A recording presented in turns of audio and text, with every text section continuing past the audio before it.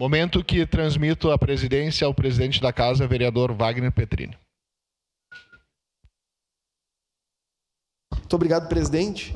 É célere minha manifestação, porque vou fazer minhas considerações na segunda discussão, mas exclusivamente nessa oportunidade queria fazer um agradecimento público ao professor Edvando Reck, que posteriormente à primeira discussão, o vereador Santo Fantinel foi até o meu gabinete para esclarecer o ponto de vista dele acerca das alterações legais propostas nesse projeto de lei, e eu entendo que aquele que se dispõe a promover a construção e a oitiva de outrem para construção de uma legislação merece ser muito respeitado. Então, eu respeito muito o senhor, professor, e queria agradecer publicamente ao senhor que, na outra oportunidade, quando eu promovi o pedido de vista, ele foi até meu gabinete explicar quais eram as considerações dele acerca desse projeto e por que esse modelo de redação. Seria isso, presidente. Muito obrigado.